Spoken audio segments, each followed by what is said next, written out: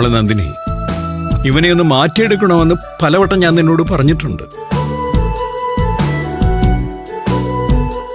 പക്ഷേ അതൊക്കെ പറയുമ്പോഴും എന്റെ പ്രതീക്ഷ വളരെ ചെറുതായിരുന്നു. നീ ചെയ്തതാണെങ്കിൽ മറിച്ചും. മനസ്സ് നിറയുന്ന വിധത്തിലായി ഇവന്റെ മാറ്റം. ഇന്നവിടെ കൂടിയ ആളുകൾ മുഴുവൻ സൂര്യയുടെ ഭക്തിയെക്കുറിച്ചും സൂര്യയുടെ മനുഷ്യത്വത്തെക്കുറിച്ചും മാത്രമാണ് സംസാരിച്ചത്. ഒരച്ഛനെന്ന നിലയ്ക്ക് അത് കേട്ടു നിൽക്കുമ്പോ ഒരുപാട് അഭിമാനം തോന്നി. അച്ഛാ, വരുന്നവര് മുഴുവൻ എന്നെ എന്തെങ്കിലും പറഞ്ഞു എന്ന് പറഞ്ഞിട്ട് എന്തെങ്കിലും കാര്യമുണ്ടോ? സത്യത്തിൽ ഈ പ്രശംസകൾ മുഴുവൻ ഇയാൾക്ക് അവകാശപ്പെട്ടതാ. എല്ലാത്തിനും മുമ്പിൽ ഇയാൾ എന്നെ നിർത്തിയെന്നുള്ള സത്യം. പക്ഷേ തീരുമാനങ്ങളെല്ലാം കൃത്യമായിട്ടും ഇയാളുടേതായിരുന്നു. സ്വാമി പൂജ തീരുമാനിച്ച ഞാനാണോ?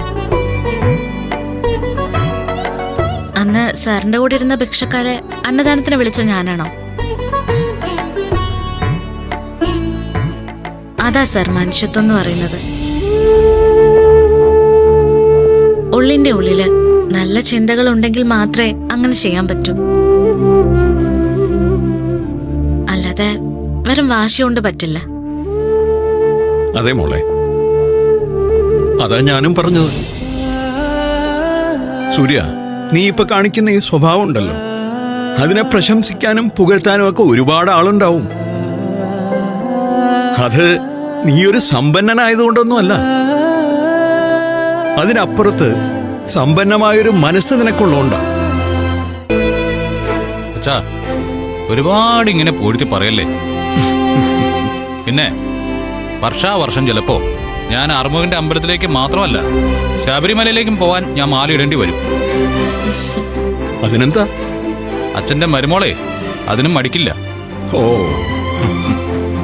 ഇനി ഞാൻ അങ്ങനെ നിർബന്ധിക്കൊന്നുമില്ല.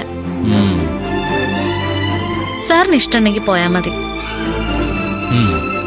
പക്ഷെ ഇതെനിക്ക് നിർബന്ധമായിരുന്നു. ആ, ഇത് പിന്നെ താനൊരു നേർച്ചയായിട്ട് നേർന്നുകൊണ്ടല്ലേ. ഞാൻ എന്താ നേർച്ച നേരം കാരണമെന്ന് സാർ ചോദിച്ചില്ലല്ലോ.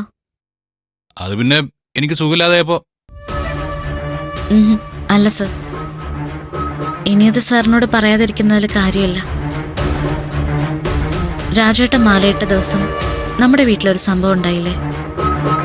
ആ ഫോട്ടോ കയറിയതുമായിട്ട് ബന്ധപ്പെട്ട് സാറും പത്മ മാഡവും തമ്മിലുണ്ടായ ബഹളം. അതിന് അന്ന് സാർ പെട്ടെന്ന് ദേഷ്യം വന്ന് അമ്മയെ കൈയൊങ്ങിയത്.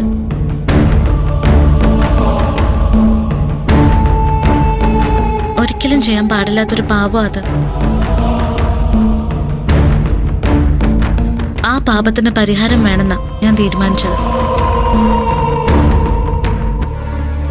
അതിനാ ഞാൻ സാറിന് മാല ഇടിയിച്ചത്.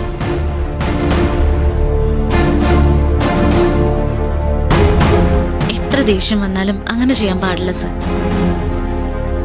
പെറ്റമ്മയ്ക്ക് പകരം ഈ ഭൂമിയിൽ വേറെ ഒരു സ്ഥാനവും ഇല്ല. വഴക്കും വൈരാഗ്യമൊക്കെ ഉണ്ടായിക്കോട്ടെ, പക്ഷേ ദൈവത്തിന് തുല്യമായിട്ടുള്ള ഒരു സ്ഥാനം അമ്മയുടേത്. അത് മറക്കരുത്.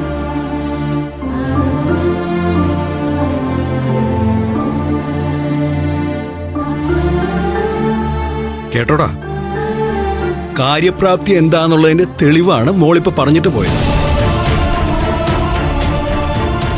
എടാ, ഭർത്താവ് ഭാര്യയെ അനുസരിക്കുന്നത് കൊണ്ട് ഒരു ദോഷവും ഇല്ല. അതൊരു കുറവായിട്ട് കാണുകയും വേണ്ട.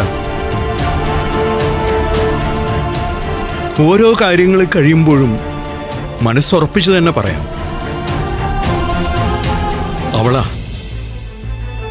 അവള് മാത്രമാ ദൈവം നിനക്കായി തീരുമാനിച്ച പെണ്ണ്. മനസ്സിലായോടാ?